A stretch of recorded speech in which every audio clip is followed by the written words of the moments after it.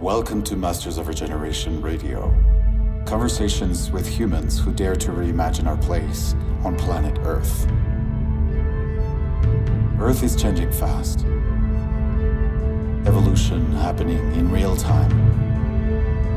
An intimate, circular understanding of nature and living systems. We are the land. The land is us.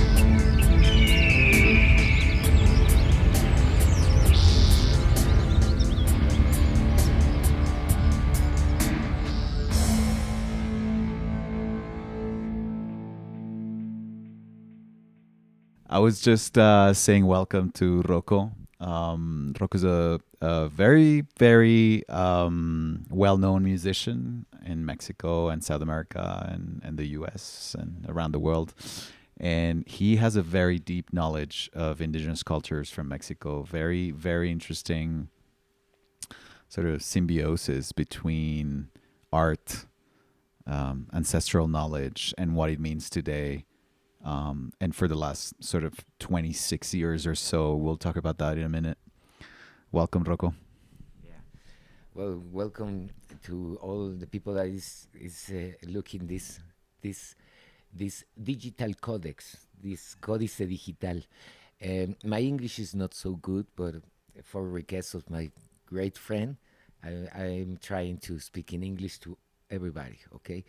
But at the same time, I'm gonna use some words in Spanish and some other words in Nahuatl or in another language, because it's good to listen some concepts in their original vibration. And thank you for your work.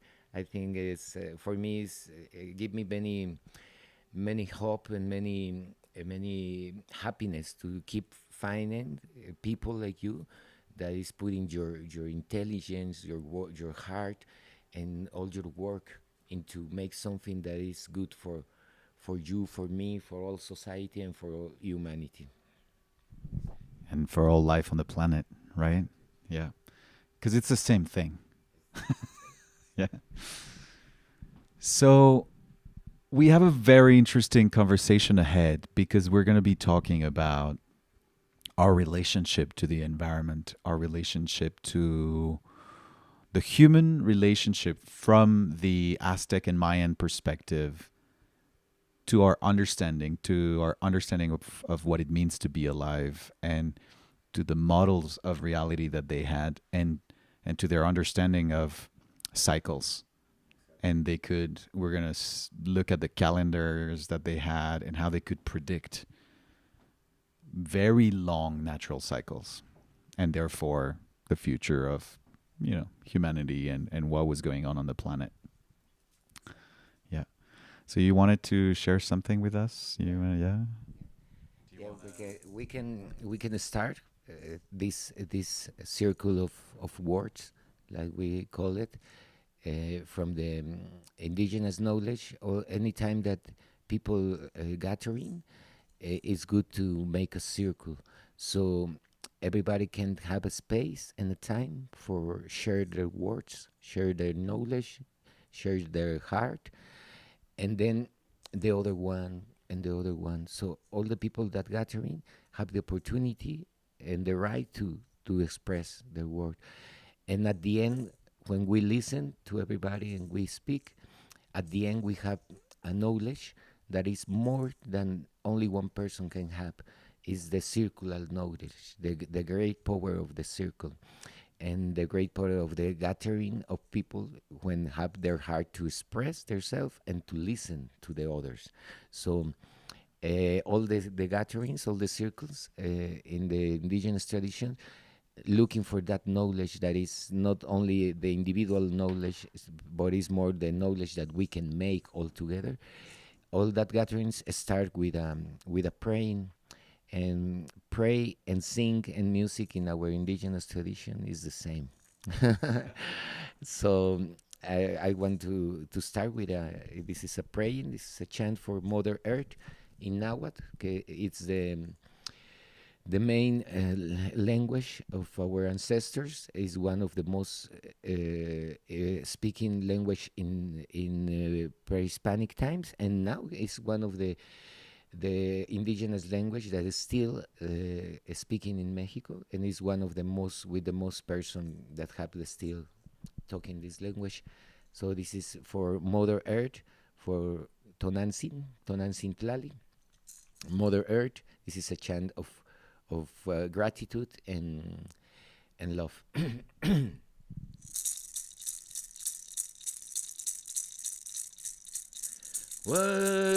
Tonantzin, Tonantzin, Tonantzin, Tonantzin, Tonantzin, Tonantzin, Tonantzin, Tonantzin, Ipalmenowani, no yolopaki, Tlazokamati, Tonantzin, Ipalmenowani, no yolopaki, Tlazokamati, Tonantzin, Tonantzin, Tonantzin, Tonantzin, Tonantzin,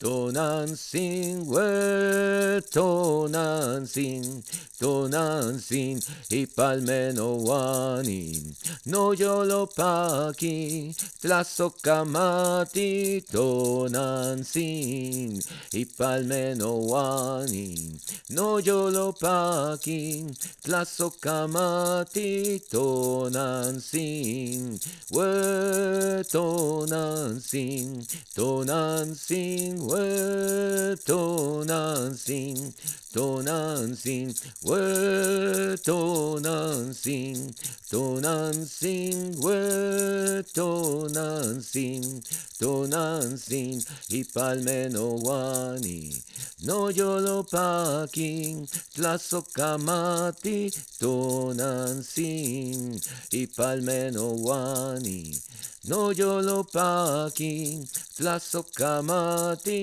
Tonantzin, Tonantzin, Tonantzin, Tonantzin, Tonantzin, Tonantzin, Tonantzin, Tonantzin, Tonantzin, Tlazokamati, Tonantzin Tlali, Ometer.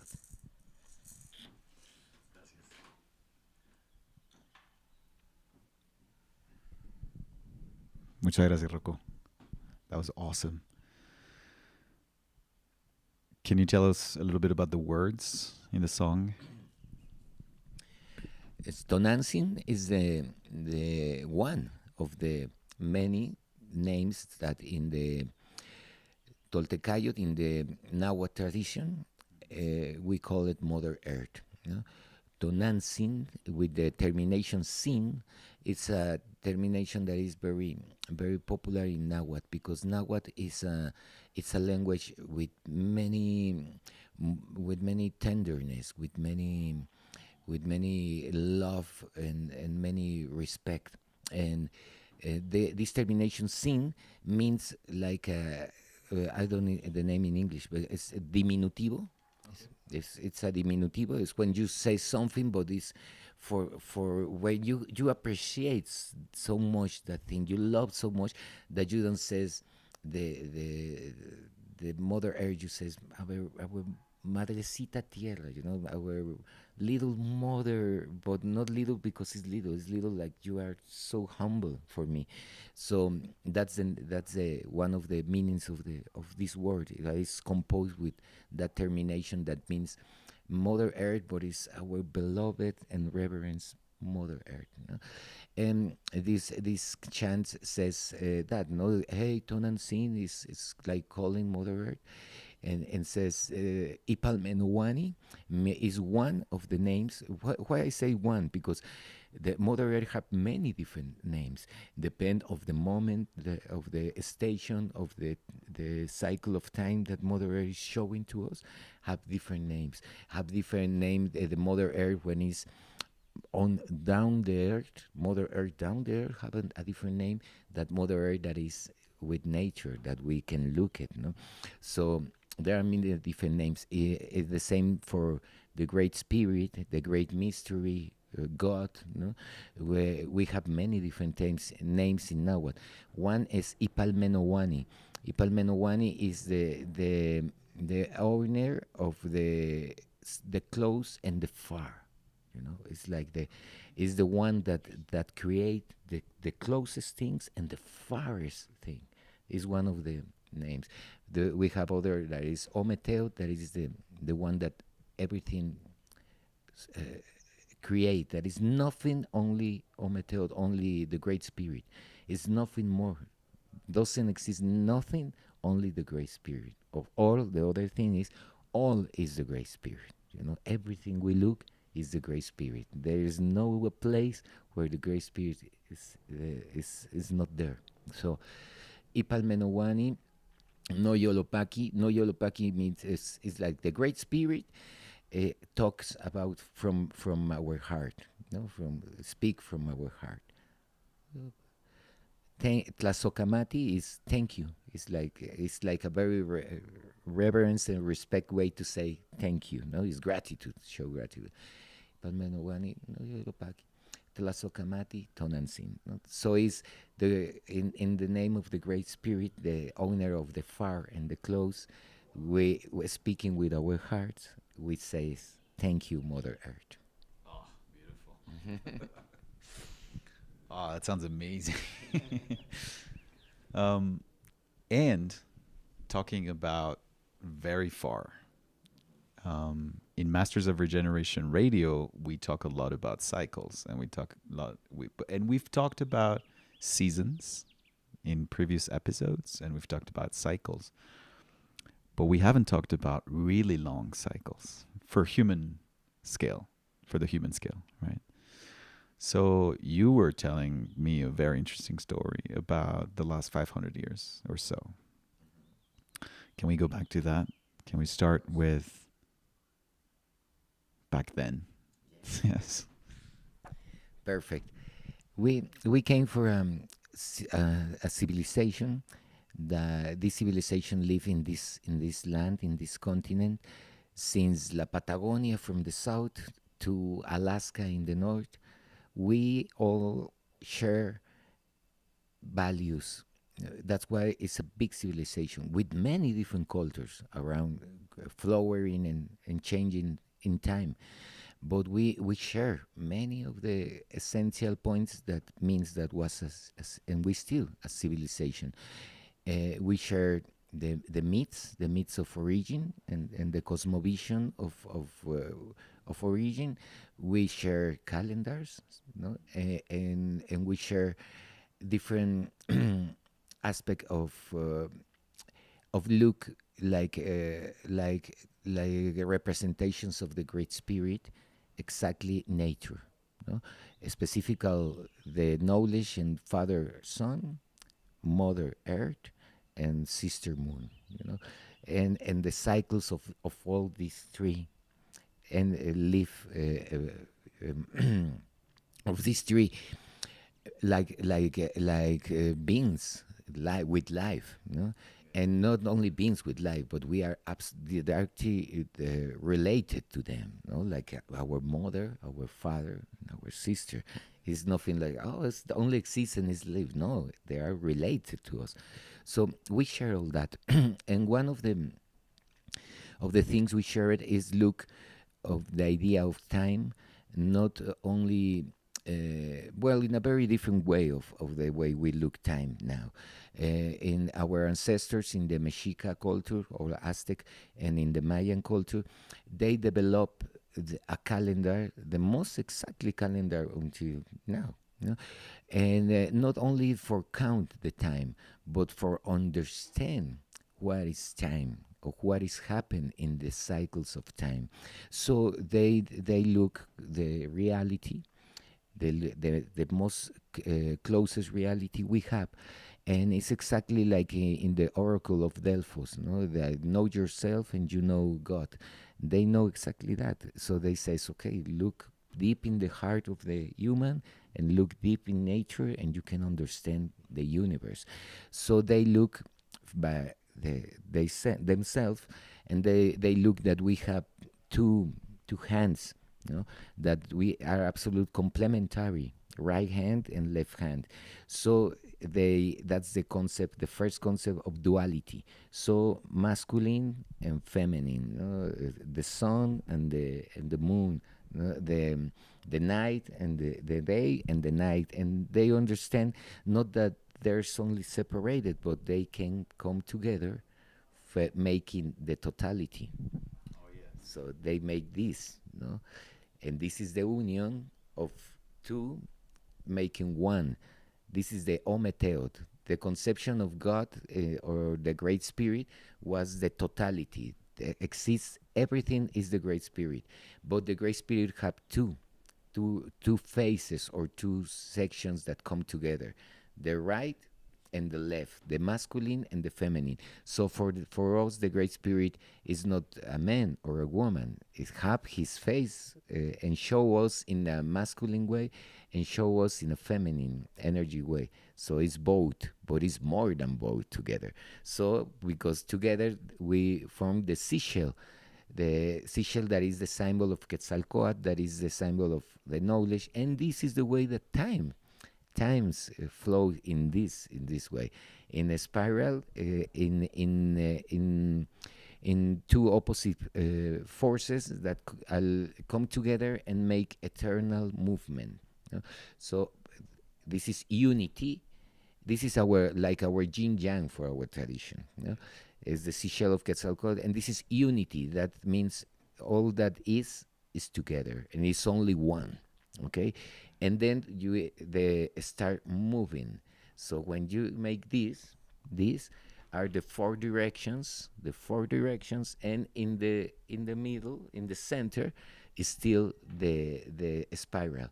So this is the sulking. This is the design of how everything in the space and time moves. And this symbol means Olin, is the name in Nahuatl, and means movement. And it's exactly four directions and the spiral in the center. This is the design of the sulking of the sacred calendar. So go to there. So they find this. They look themselves, and they look all this knowledge only in the way they are, and they look that we have 20 fingers in our feet and our hands, and we have 13 articulations, 13 joints exactly that allow us to move. So the sacred calendar is on 20 days and in 13 cycles. And with that calendar, in the Nahuatl tradition is Tonalamatl, in the Mayan tradition is Tzolk'in. They start to discover that the power of four, in the symbol we just make, that is four. There is four directions. There is four seasons of the year. There is four stage of the human, of the life of the human. There are four elements. No, there are all these piece of four. So they look that exactly like we have summer, winter, and this succession of stations. The Mother Earth have different stations, but Mother Earth have stations very more big and more long in time than the ones that we look. So seasons, exactly, seasons. So that's why they start looking these cycles, these big cycles. So the calendar in the Maya estelas or the codices, there are dates in time from 25,000 years in the future, or 52,000 years in the past. So when the scientifics start looking at, they says, wow, why they are putting these fechas, these dates, so far in time in the future, and so far in time in the past. How can why what's the possible signification have this? If they can imagine that, but in this calendar was so precise because not only look is make it by count the time, but more for understand the cycles of life in the universe, in us, and in the Mother Earth and in the solar system. So they find that one of the principal myths that came with the knowledge of these calendars, of this sacred calendar, is the myth of the suns. Is the name. In this myth, our ancestors tell that we live different suns, like a different season, and each sun that appear have a specific humanity with a specific situation and with a specific a quest and a challenge, so that humanity make good their challenge, they or no, or they don't make it. Anyway, the cycle of the sun finish, so that sun go down. There is a sun of water when everything is full of water, and then Mother Earth is a big, like the El Diluvio, like exactly the same history. So all humanity die, and then came another sun, the sun of wind, and a new humanity born. But we are talking about these cycles of suns. They are talking about 520,000 years, these cycles of existence of different humanities.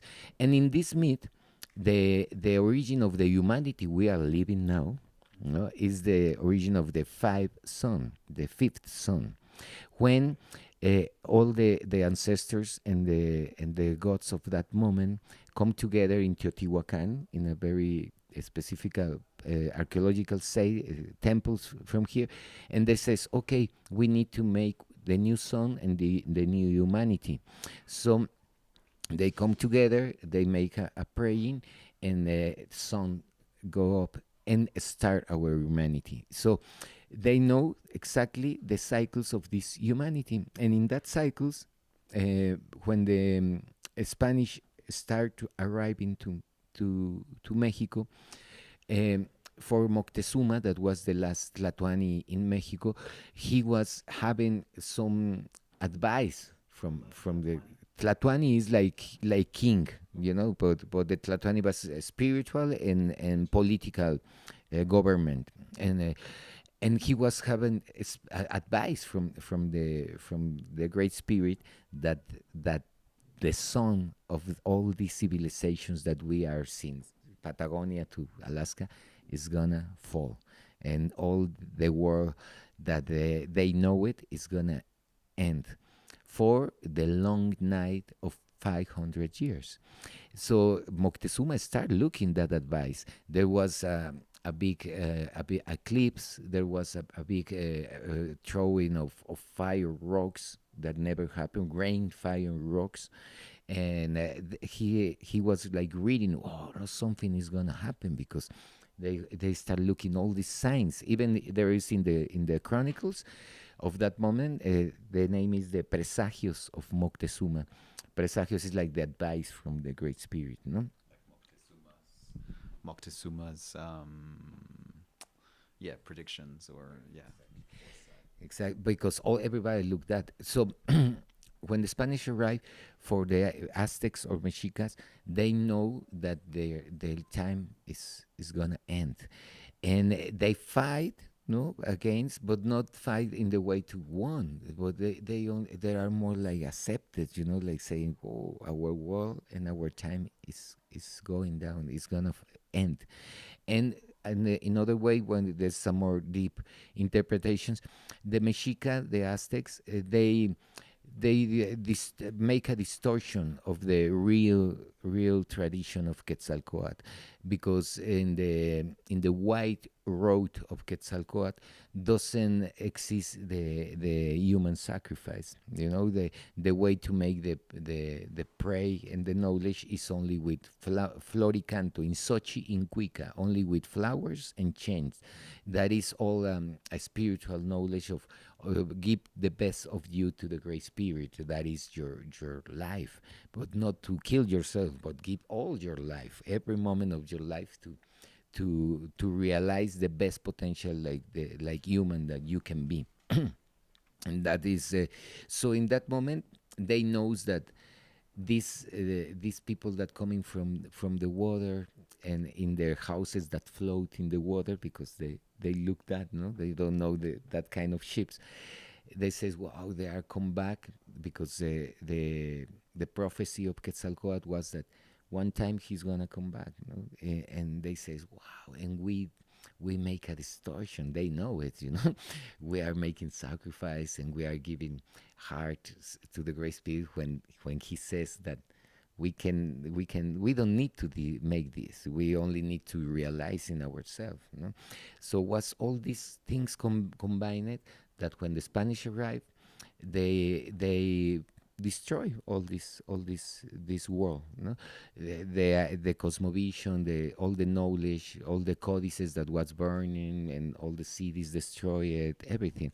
So at the last Tlatuani or principal from the Mexicas, the name is Cuauhtemoc, and Cuauhtemoc write a text when he looks that is very close the caída, the fall of Tenochtitlan, of this city.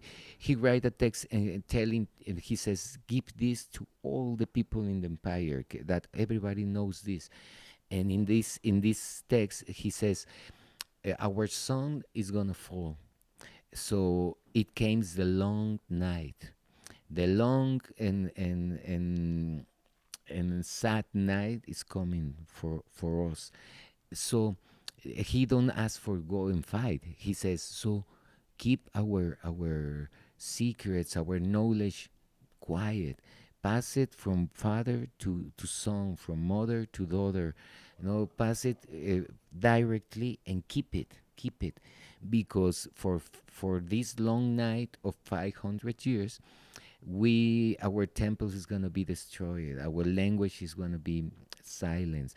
Our people is gonna be persecuted, killed. Our gods is gonna be negated. No, all our knowledge is gonna be hunting for destroy it. So we need to keep all that in our hearts. Keep it and share it with the new generation, because when the long night ends, 500 later, we reborn, and our culture is gonna reborn, and our people, the people, we have voice one more time, and we wanna have knowledge one more time, and we can share it in that moment with everybody, because the knowledge we take care is gonna be important and fundamental for not only for our people, for the people of all the world. You know?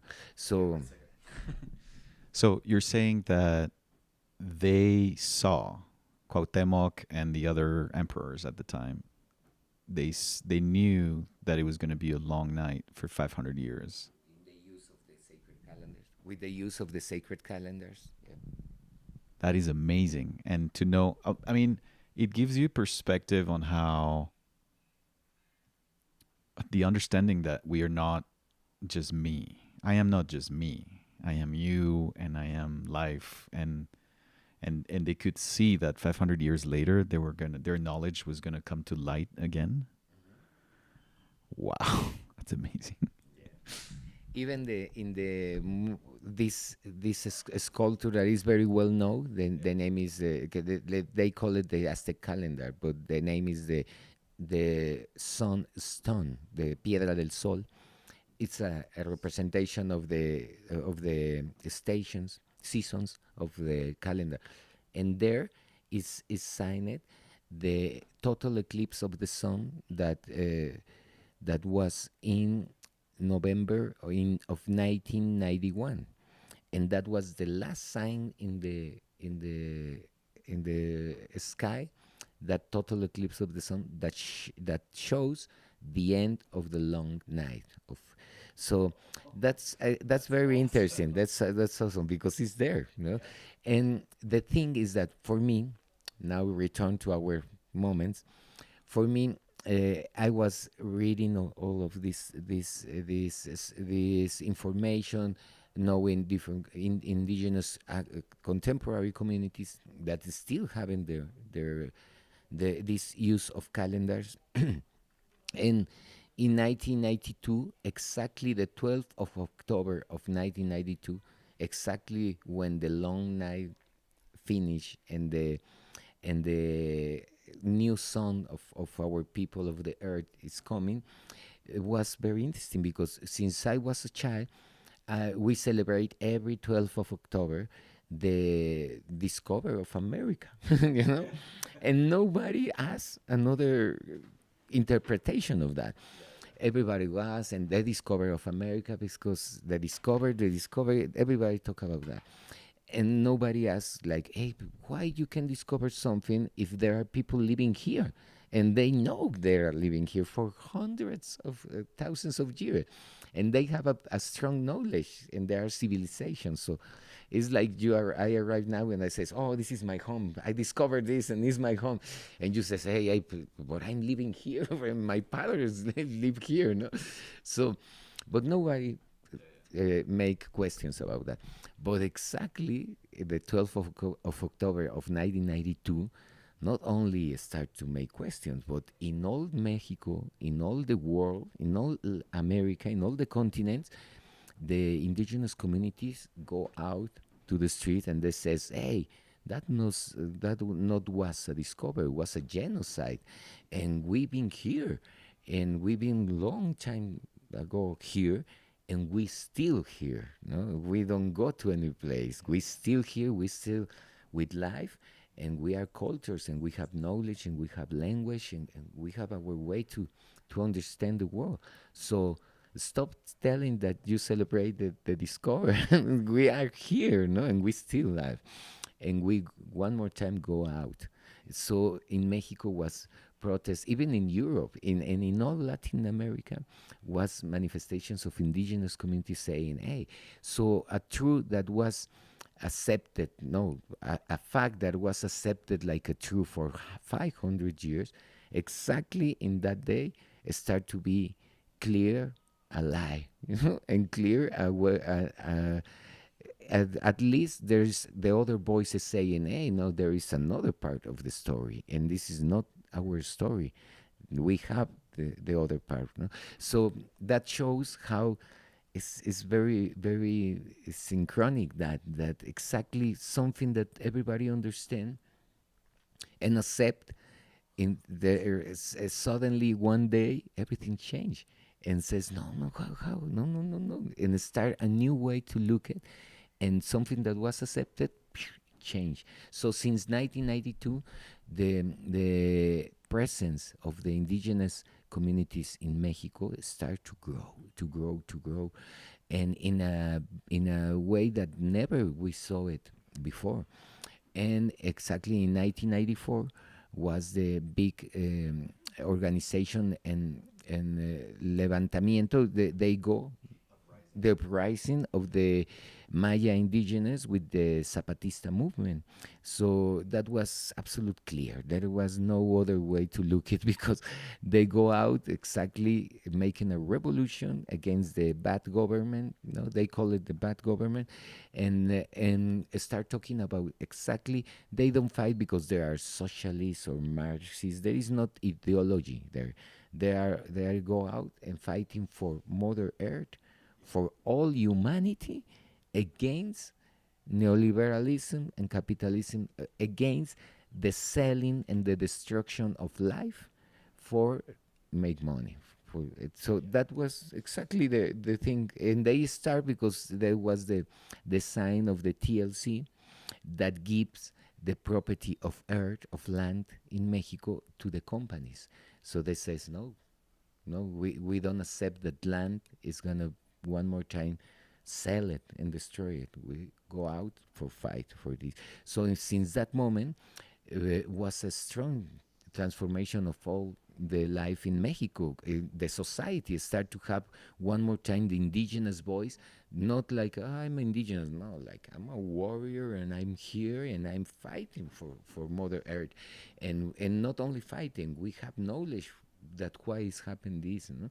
So it was a start to change it, and all in all Latin America, if we look at from time since 1992, 1994, we look that now in all this continent, the most advanced movements of liberation, of defense of Mother Earth, of defense of air, of water, of defense of natural life, our brothers and animals, and all this is the indigenous. So since the revolution from the people of the water in Bolivia that finished to put a government like Evo Morales in indigenous president, that they ban all the transnationals that use water, that they write in their constitution the rights of Mother Earth, like rights, you know, and the preservation of water and land and air, like for all humanity,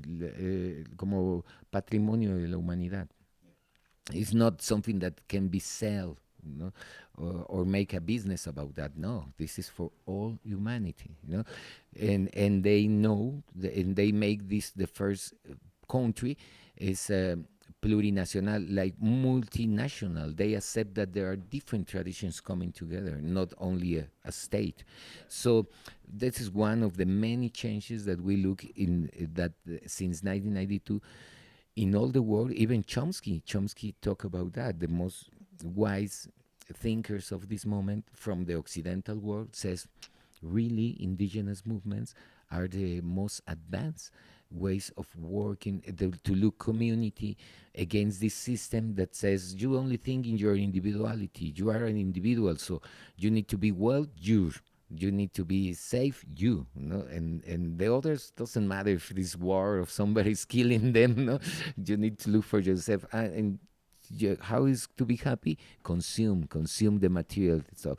And in the other world, the indigenous world says no, I'm happy if we are happy. So it's not I, it's us. No, community, you know, and all the interactions with community. And community is not only between humans; it's community between animals, between the land, between air, wind, everything. We are all a community. Even the stars, the planets, everything. We are all a community, and we all are interrelated, interconnected, and we are one. You know? So that's radical. It's very radical for the way we are we are educated and everything. So this is the story of that came from the sacred calendars, like the Solking from the Mayas, the Tonanamatl for the Nahuatl, the idea of time like a opportunity to like humans to realize that unity, and these different seasons that shows how can everything can change, and we are now in a season. It's the five sun, very important in the calendar, because this is the moment where all humanity is gonna come back to their own heart. You know, this is the moment where, when a big crisis like the thing we are living with the climate change and all that challenge that we never have like humanity is happening to us, and the opportunity to reconnect with ourselves, reconnect with Earth, reconnect with the part of us that really can embrace all life and all the aspect of life, reconnect with our feminine energy, not only the we are looking now the reborn of the role of the women's in society, no, and this is one of the signs of the transformation, no? That the feminine energy, the woman's is recovering the power and the voice, and really the strong participation in society, no, in other way, the feminine energy even in us, like men's, like understand intuition, be more respect with Mother Earth, with everything that surrounds us. So everything is changing now, and it's a very great opportunity now, not for the wish of somebody, but it's really a season of growing and change. And this is really what is happening now. So the indigenous knowledge and communities, they are really, really sharing very important values and knowledge for we can approach more conscious to that change that we are living now. So I have a question. The and we've talked about this in a previous episode with Muipu from the Amazon, and we talked about this circular reconnection, right? How did they know? How did ancient cultures from Mexico, how were they able to predict, to see what was going to happen in 500 years or 520,000 years or something like that? You know? So this, like, was it a combination of seeing patterns in the stars, or how did it work? Well, it's very interesting. There are many things that come together. But the calendars are very interesting. I recommend you it's a book. There is many people that was interested in the deep knowledge of the calendars, because they start looking that this not only for count time but have more meaning. So there is a Chicano, people from every Mexican heritage, but live and develop all their work in United States. The name is Jose Argüelles. He write a book. The name is the Maya Factor, or El Factor Maya. Yeah. And he explained all the process where he can arrive to this codex, to this or to this sequence. Exactly. Yeah, exactly. To understand the count of the time that the Maya use. So that's very interesting. So you can have more information, because really it's not only to predict like the idea we have now, that to says, oh, this is gonna happen in that time. No, it's like to understand the seasons. For example, we know for sure that when winter ends, is coming spring. Okay, so we can say direct, yeah, spring is coming, but we can says exactly what is happening. We know that in spring, okay, the flowers come one more time, the fruits, sun is gonna shine, everything. But we can say exactly what is happening. We understand the cycle, the season. No, it's like says, okay, we know for sure that when you finish your to be a child, you start to be a young man. Okay, we understand that, but we don't say, but like a young man, you're gonna live this. No, we have like some parameters, some understanding that for sure is gonna happen some stuff, but really what is gonna happen is the great mystery. So that's the idea they have. They understand the seasons of time, very long seasons, but this not like it's gonna happen. This nobody is gonna change. So they say, that's why they say in the fifth tone we wanna reborn. How can you make it? The great mystery, but we want to come back. We come back with our voice, with our knowledge, and that is going to be good for all humanity.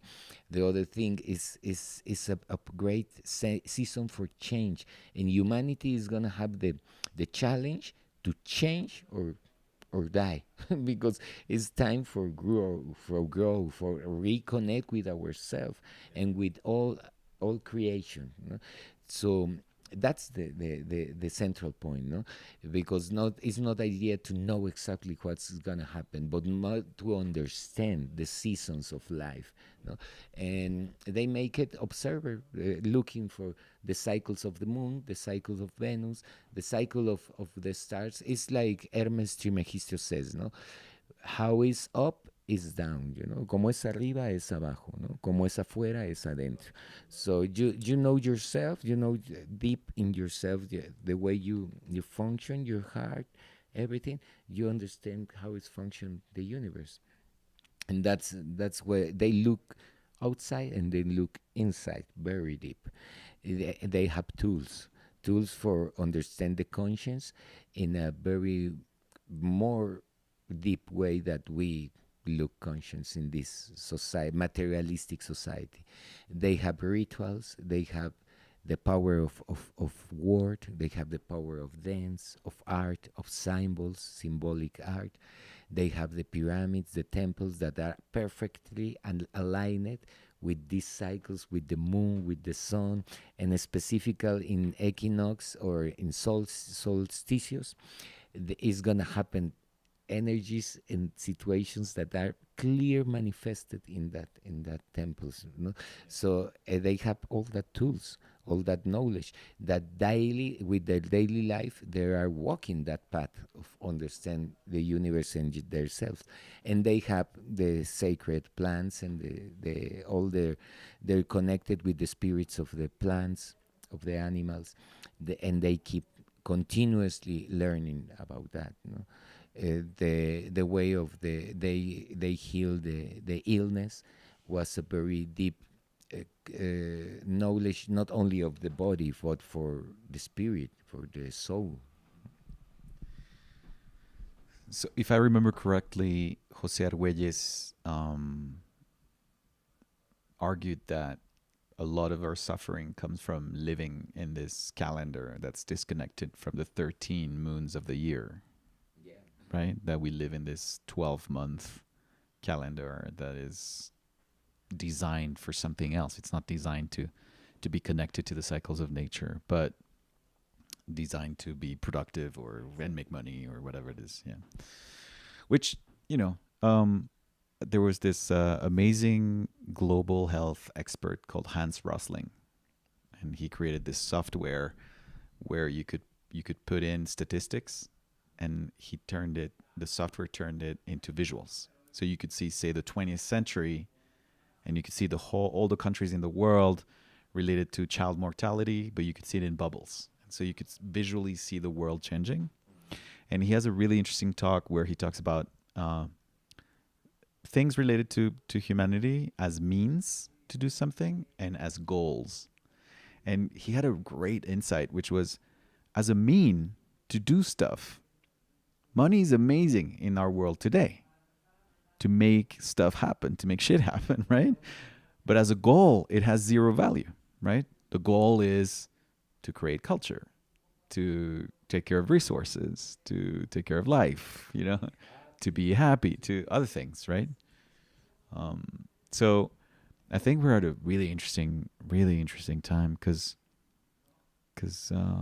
many people today speak the language, understand the language of science. It doesn't sound threatening to them. It's not like, oh, I don't understand that language of like spirituality you're talking about, right? But through science, through an intimate look at biology and all that, many people get to understand everything you're talking about, everything that indigenous people have known around the world forever, right? All right. So let's take a little dive into ancient medicine and rituals, and what do they allow us, or was it a way to connect to Mother Nature, obviously, and to connect to Mother Nature through a different language, right? That is not the language of reason and the human brain only, but beyond that. What are since 1992, you were telling me that some other things came back to light, other ancient practices, right? Yeah, it was the image is like, for example, in '85 there was an earthquake, and in downtown of Mexico City there is the big cathedral, the big church that was built with the same stones of the pyramid. But with that earthquake close to the in front of the cathedral, a colonial building fall, and when The cathedral was built with the same stones. So they took down the pyramid and built a cathedral. that they make it that in all the teocalis or pyramids, but the image is this: that in the earthquake, that big building that was close to the cathedral fall, and the pyramid rise. Okay, when they take off the rest of the building, they look the pyramid. So since that time, is still working and working in the discoveries, because that was the main temple of Mexico, Tenochtitlan. So many things start to come back to appear. Our understanding to where we are, that is not this contemporary city, but we are on top of a millenarian city, down this asfalto, this gray concrete. There is another city with their own temples, exactly. And that's why I want to share this, because it's nothing that somebody go and destroy something for no. Mother Earth shake, fall, the old structures fall, and the ancestral knowledge come back. We are here and we're still here. So with that image, we start talking about the medicines. It's very interesting, and I agree totally with you that now, for many times, science was in this side, and all the spiritual knowledge of our indigenous community and the other many communities in the world, like the Islamic community, like the African community, like all the rest of us that they are the 90% of the world, but that don't agree with the scientific point of view that was imposed for the 1% of the European Occidental world. Now it's coming together, because the most recent and not so recent insights of science, they are coming absolute close and together with the understanding of the world that indigenous community have. And specifically in the way of quantum physics, to understand how all we are related. Okay, it's not a spiritual sentence or a good wish. No, it's real. No, they explicit. We are all related, and this is exactly what our ancestors says all the time. We are all related. No, don't destroy. Don't hurt your brother, because you are hurting yourself. We are all related. The same with water, with air. So now we are in a moment where science and this understanding of the world and ourselves is coming very close.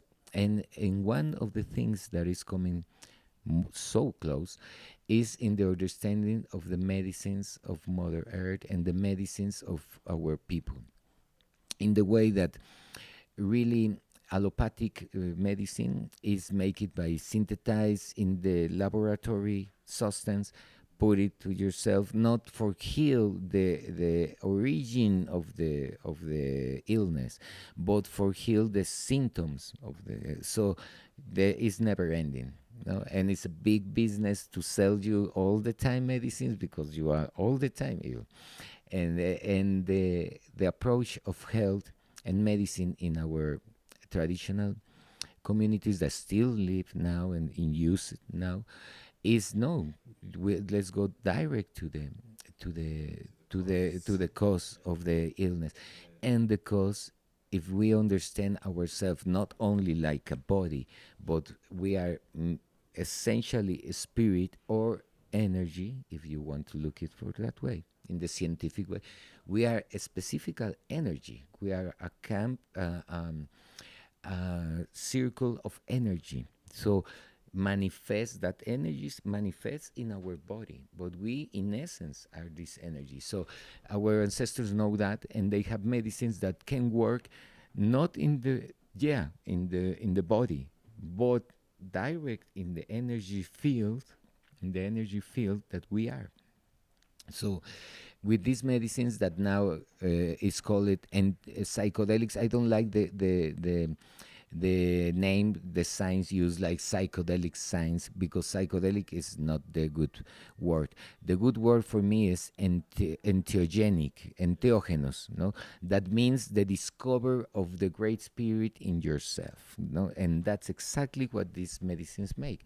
So now we are looking all around the world, the knowledge and the interest in the Occidental world from all these ancestral medicines like ayahuasca from Peru, like the psilocybina of the magic mushrooms, of the sacred mushrooms from here, the use of the sacred cactus of hikuri or peyote. All these ancient traditions is coming one more time to the interest of people, and societies, because they are really, really changing our way to look reality and our way to look ourselves. Support reconnecting everybody, right? Exactly. Yeah, for sure. And science start to look like the function of the brain is really transformed, is really changed with this medicine, and is open ways to understand ourselves and reality. Why far away of what Occidental science is think or talk. So, well, this is a very important moment because all these rituals and these medicines was secret for hundreds of years.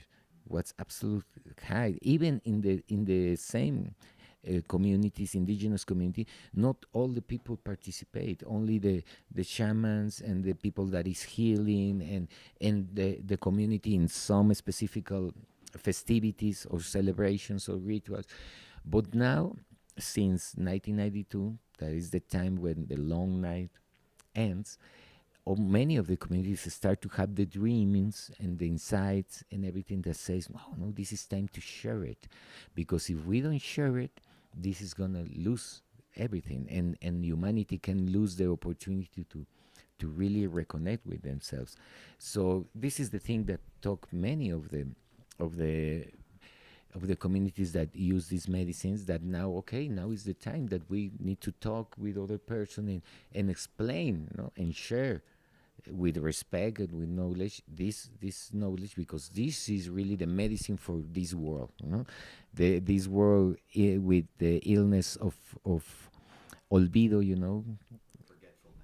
Forgetfulness. Illness of hate, of disconnection with each other. The medicine for reconnect is these medicines, so that's why it's coming back. And I recommend for the people that you can put there the first World Congress of Bufo alvarius. That is one of the strongest medicine in that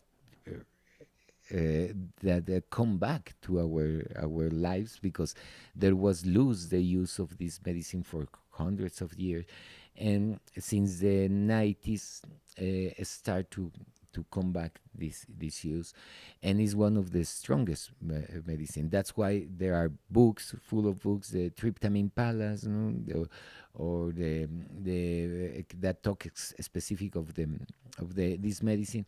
And well, in this congress came scientifics, PhD. You can look all that information talking about every aspect of this medicine. How it changed the function of the brain, how reconnect with ourselves, how we can experience the most deep and elevate expand of our conscience, and really feel, not think, but feel the unity of all that is life. So I think this. Bufo alvarius is a frog. It's a toad. It's a toad from a specific desert in Mexico, right? Right. Cool. Just we'll put the link on to the congress you were talking about.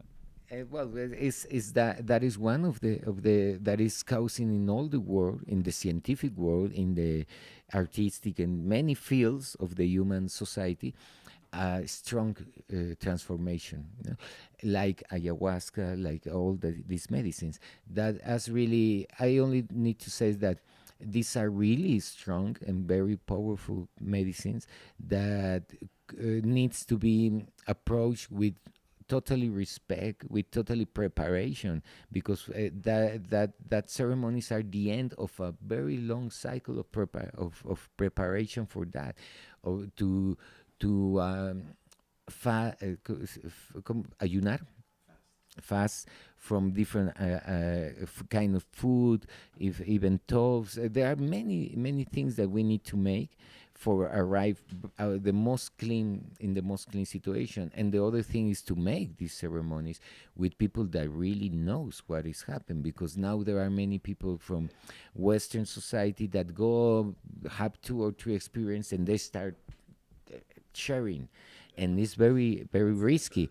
But yeah, dangerous. Why? Because it's like a doctor. You don't be with a veterinario exactly to make a surgery, you know, even when there are kind of doctors. So there are levels of this. In this really is a very beautiful and strong knowledge. So it could be amazing to really approach to this medicine with the more respect and with the more going to that context, with the in the specific and correct persons.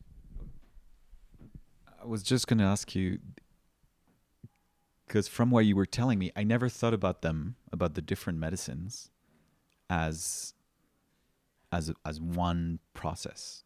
But you give me that insight that maybe you go do this one, you fast and go to this one to cleanse in order to prepare yourself for the next one, and to prepare, and they're all complementary, right? But I never thought about them like that. I mean, I'm not an expert at all.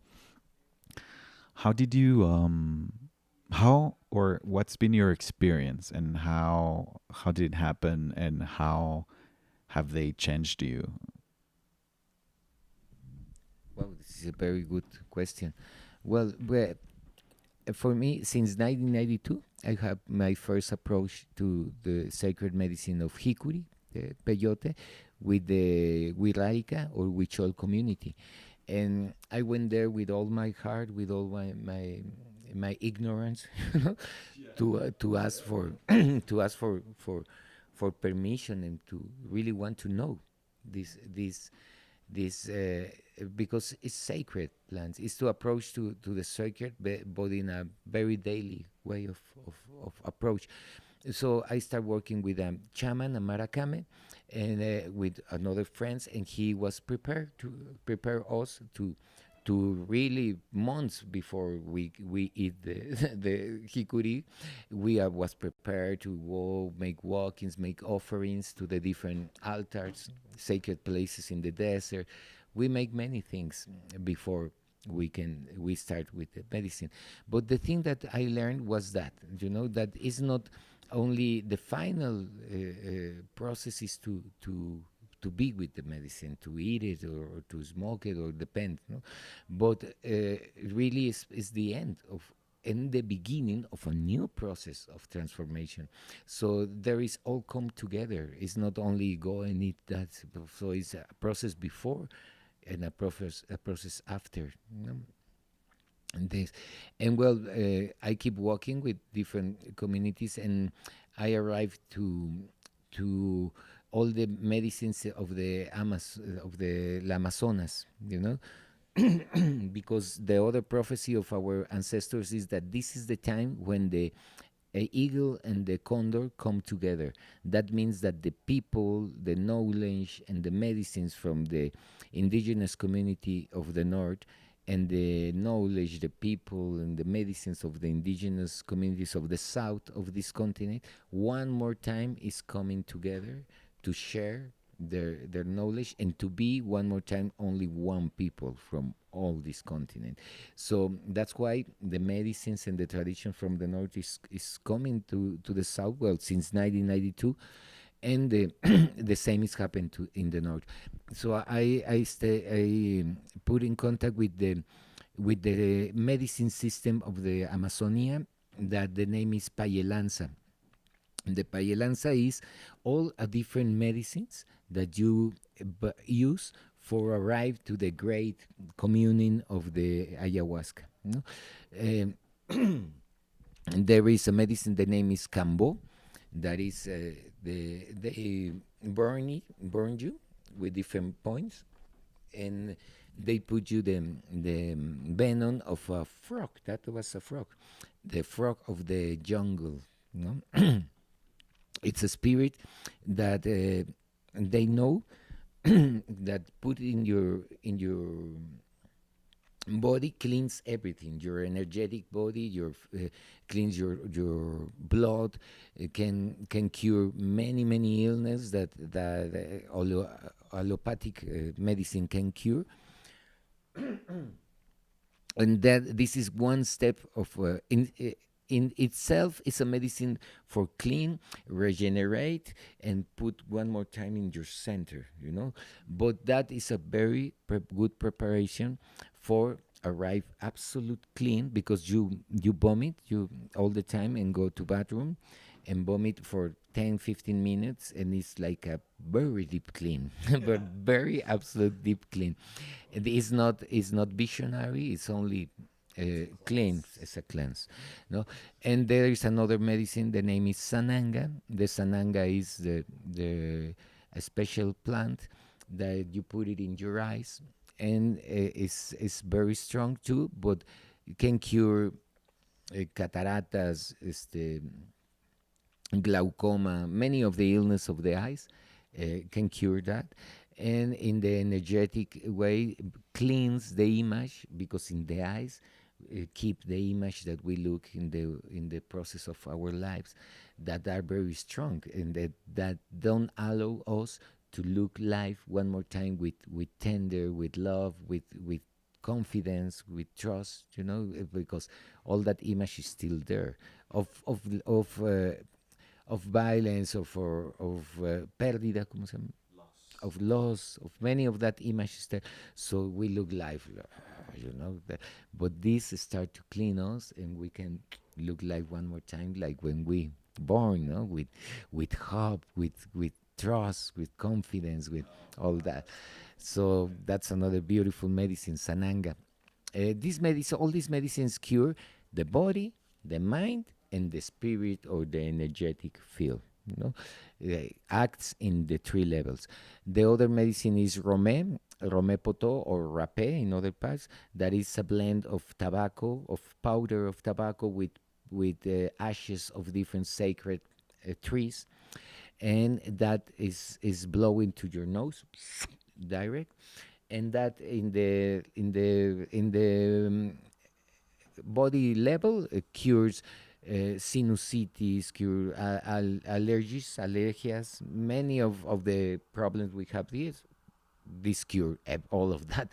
And the mental point help us to be in the present moment, and clean us our process to breathe good, to really breathe deep and really feel when we breathe. The real meaning of breathe, that is understand us and keep us alive. Understand the cycle of inside the silence where we are nothing, exhalate, and all this cycle continues that we are walking, and means that we still be life. So this medicine, the Rome, clean us the respiration. So when you clean all your body and all your energetic fields with cambo, and you throw out everything you don't need, when you clean your vision, your inner vision and your outside vision, for look yourself and life one more time with hope and with love and with empathy, with all that. When you clean your nose, your breathing system, and you start one more time reconnect with your breath, and you one more time breathe life and exhalate life, and you feel life coming through you and going out through you. When you are clean in your body, in your vision, and in your breathing, when you can breathe, look, and feel clean, then you arrive to make ayahuasca. You have to your meeting with. That's a totally different experience. That's a totally different experience from the way I understood it or knew about it anyway. You know? That's the way the indigenous make it all the time. No, it's a preparation for months or for cycles. All this needs to happen in cycles of the moon. So in one cycle of the moon you make kambo, in other cycle of the moon you make, or interrelated. No, but then when you are absolute clean in vision, in respiration, and in all your body, you arrive to the communion with abuelita, with ayahuasca. So then you don't need to be cleaning in the process. You are absolute clean, and you make so all these offerings for arrive there. So when you arrive there, really the vision and everything is come to you. Wow, that sounds amazing. And the healing was more in the visionary and in the other levels of conscience. Really, you can experience and heal yourself and have realize yourself in that other levels of conscience. So yes, I want some, but no, it just feels like an amazing journey, right? An amazing journey of discovery, and I'm gonna make a quick parenthesis about journey and curiosity. I am very curious by nature. I'm more curious than the cat. I'm just like, I am interested in understanding this experience that we're having as Homo sapiens. And so I take everything as an opinion. I don't take, and this goes for everyone who's listening, I don't take anything as a judgment. I don't judge things. I try not to judge things. And I wanna know. I wanna understand what that opinion or that experience from that specific culture or that specific, that specific group of people is. And that takes me to wanting to understand many different, and I'm sure you sound like a pretty curious person too. So I would love to experience that. I would love to experience the whole process of because it's not a rational process, and you need to surrender. Absolutely. And you need to trust, and you need to be vulnerable and let nature take you on the journey, right? That sounds amazing. Do I have to go to the Amazon for that, or can I do that in Mexico? Or I want to be back. Well, this is the thing, no? For many years, the only way to experience all this process is going to the Amazonas, to different communities, because there are the Catuquines, there are the different communities that they are working with these medicines. The Mansé is another indigenous community. It depends of the what part of the Amazonia. Is the Peru Amazonian, the Colombia Amazonian, the Brazil Amazonian. But yeah, it could be a good stuff going there and know and experience all this process direct with the communities. That was a strong challenge. Now, these medicines really cure illness like cancer, like AIDS, like diabetes, the many strong illness that allopathic medicine can cure. So that's why since many years, since 1992 at least, and sometimes before that, there are people like us, mestizos, that we have indigenous roots, but we grew up in this contemporary world, that start working direct with the communities and learning really with them. And for years, I recommend people that is curious, that really approach to these medicines with people that at least have more than 6 years training, learning, and experience the medicine in themselves. Because there are many people now putting Kambo, and you look and don't have any signs of of use of Cambodia in themselves, and they are putting it in all, or at least 1 year. I know 1 year this medicine. No, man. So I recommend without judge, but really is this use the same uh, thinking like a doctor. You going to a doctor that have 6 months knowing medicine. No, you go to somebody that really takes serious and learn from for at least 4 years at least. If we go to university to 4 years to study to can work in that, how can we there are many people that think that only know the medicine can start sharing to other people, and no, that's not good. So there are people now, good people that they have working for years with real commitment, with real knowledge and permission of the communities to share this medicine. So I think that's the other point. Yeah, in Mexico we have a strong connected. Here in Mexico we still working like in Calpulis. Calpuli is a community of people that share around art, around ritual, around medicines, around, because there are many different medicines that are using now. Not only the sacred plants, but the medicine of the temazcal, for example, no, or inipi, they call it in the north. El temazcal is a very healthy, absolute good medicine, for clean the three bodies, the body, the mind, and the soul. So yeah, you can, for people that is curious, even in North America and United States, you can find good people using this medicine, but in approach, in a very sacred, respect and with knowledge approach.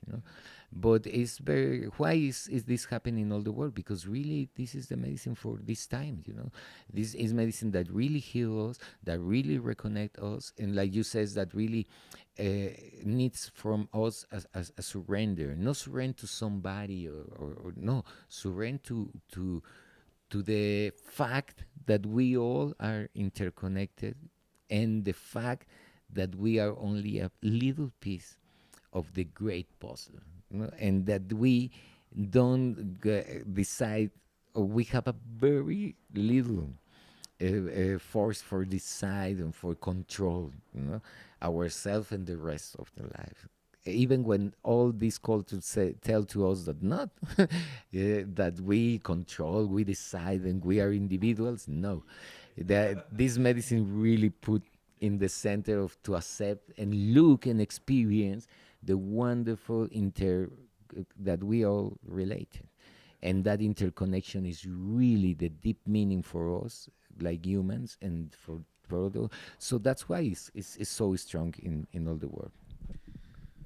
So, in the preparation towards ayahuasca, you cleanse your digestive system and some inner parts of your body. And then you cleanse your vision. And then you cleanse your respiratory system. And you breathe again.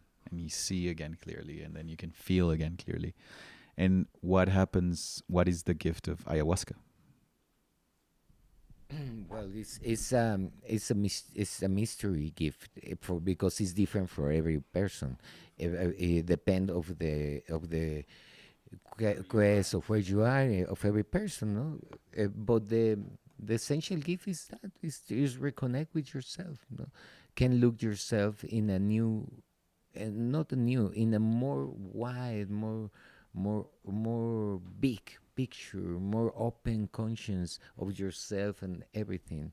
That's a great gift, to reconnect with a part of us that is full of love, full of compassion for ourselves and for the rest of reality, full of forgiveness for ourselves and for the rest, full of empathy, full of love, full of peace, full of all these words that even sounds like cliche in our modern world, because really all of us are looking for that, because there are so many mistakes in this contemporary capitalistic world, that they says, yeah, you be happy with things, with value, with materials, and it's not exactly, and no, it's not. Because you're separated. And it's not so. That's the gift of this medicine and for many others, no? And to reconnect with the power of the words, you know, when we are in ceremony and you listen a chant, the power of music, the real power of music, the real power of chant, the real power of a drum when you play a drum, and not for somebody clapped you or recognize you, that but when you play for praying for yourself, for all the people you love, for water, for big gratitude, you know, for asking for help or asking for strength, you know, when you play for that, for real meaning, not for somebody looking at you, he played drums. No, no, it's for you, no, or chant, no, chant really from your heart, for you, for us, for gratitude, for all the different emotions that we have. No? And really use words, music, chant, drumming, for really express ourselves. We reconnect with that, and that's an amazing medicine for us. If in this world we leave that for entertainer, no? Oh, it could be entertainment, no? It's an industry of entertainment. We need to somebody entertain us. What's that? No, music, dance is not for entertain. It's the real value, the real meaning of life. Is the thing that make us human, really human. No, so we need to reconnect with that, with the real power of word, of dance, of music, of chant, and medicines help, really helped for for real understand that, not in a rational way, for feel it, no, feel it, and find the true in ourselves. I love what you just said. I love what you just said so much, because there's a big difference between being entertained, which sounds like being distracted, you know, escaping, and the use in ancestral cultures of medicine and ritual and chant and singing and all that and dancing. They don't distract you. It's the opposite. It's a focusing, you know, they focus you and you understand everything and you're connected to everything. It's so different, such a different purpose, right? It's beautiful. What about, so the toad from the Sonora desert? How different is that experience? So you, and what I want to know is, go back to my original question, was like, it was your journey of going through all these Amazon medicines and ayahuasca, and then you experienced the Bufo alvarius? I experienced first the my first medicine was hikuri, the peyote, in 1992. I made 4 years of preparation and 4 years of making all these offerings and eating and going to the desert and make the offerings and be direct with the medicine. And that was my first in 92 to 96. From then I stopped like making in this ritual form. And when you make all this introduction, the spirit of hikuri is with you, and you every year you go to the desert to make offerings, and you can eat the medicine in different contexts, you know, because you make all the 4 years of offerings and preparations. And from the rest of the time I make sporadic ceremonies. But then in the 2000, I start like working one more time with medicines, more with Teonanacatl, with the sacred mushrooms, in a more exploration of the dream in states, because I have dreams, very strong dreams, beautiful, strong, but with many information, and I really want to go deep in that understanding of what is happening in my dream time. So I approached the ceremonies to Teonanacatl, to sacred mushrooms. We in Oaxaca with the Mazateco communities that really have that is the hikuri is masculine. There are men chamans, no, the maracames, and with the sacred mushrooms is feminine. Is the chamans are women, no, it's, the abuelitas older, no? So I approached there, And that was my second approach to the sacred medicines with ritual. And mushrooms is amazing. It's another amazing and very illuminating medicine, because really we can go deep in our ancestral memories, and in our understanding of dreams are like really continuous parts of our reality. Dreaming is not, it's just a dream. No, it's really part of our realities. Is the have the same value like we are talking? No, the same. Exactly, just to living and conscious in different, in dream time. So it's really important. It's the way that our self and the great spirit and the higher self of ourself is still in constant communication with us. So dream is another of the great fields that in indigenous community and with these medicines stop to be like I got to sleep. No, it's dream is so important like this. So there are techniques for dream and really understand your dreams, and even be conscious in your dreams, like lucid dreams. And not for be better than others, for understand ourselves, and to really interact like here, interact in our dream time in a healthy and in por el bien mayor. How you says that? For the greater good. Exactly, for the greater good. Start to make everything we make for the greater good, for the greater good of all that is, for all that is our community, for all, because everything is our community. So start to be and act from that point for the greater good. That's the main reason for we are human. So later, in 2012, I have my first approach to the Otak. This is the Comcac, the indigenous name from the Sapito Bufo alvarius. Sapito is like little toad, and it's the way that we call it in Mexico. We all the time make the things like sapito, un cafecito, un pancito. It's the way to sell it, to say it with many, exactly. It's like say, oh, it's humble. It's the same as the indigenous word. Exactly, What exactly. was the indigenous word? Sin, Sin. and that's why tonan sin, Sin. Sin is is the exacto xolotzin, or the xoloscuincle, okay, that's the little dogs. It's xolotzin, it's the way to say that is love it. But and so in 2012, I had my first contact with this medicine, and I start going. The thing of the toad that you can read in the different information, because there are many people now that is talking Messner and people, James Orrock, people that are working in this field of understanding conscience and the chemics of our brains and all that.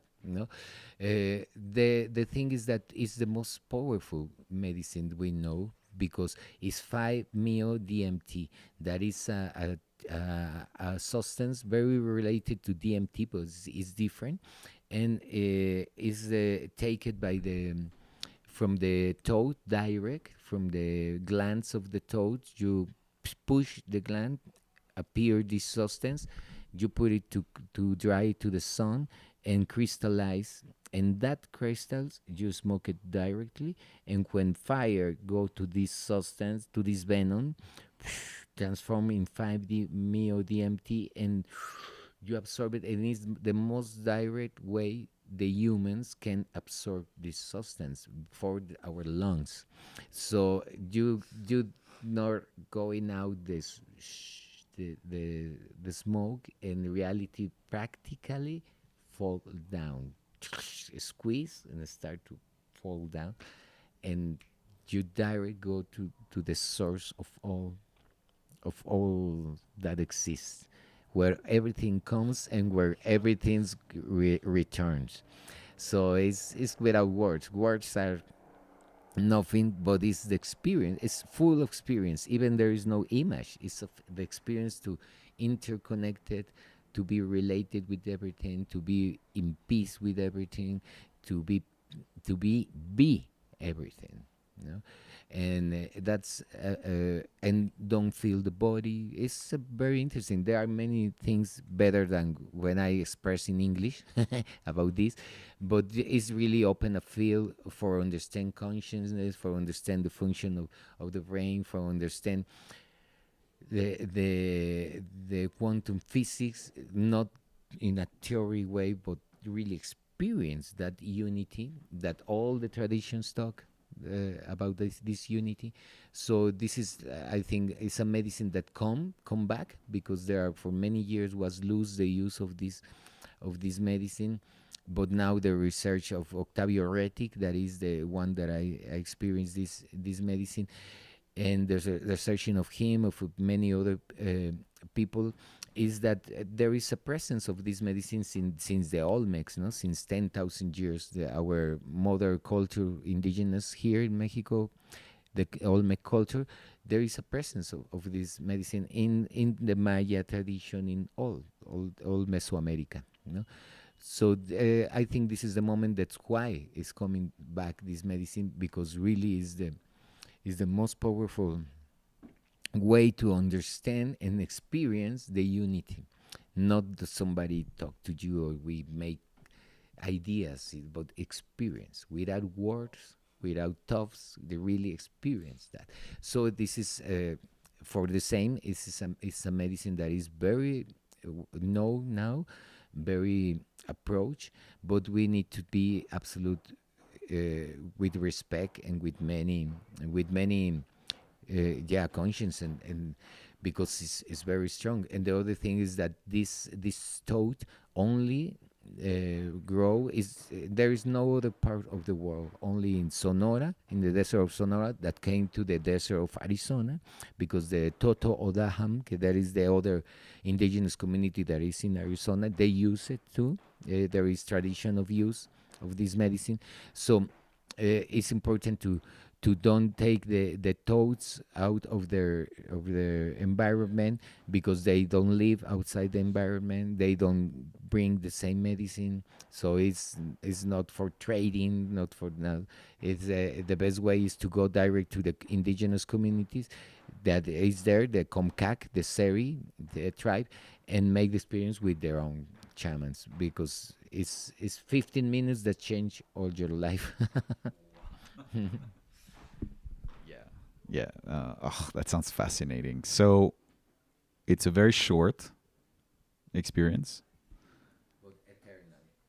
Yeah.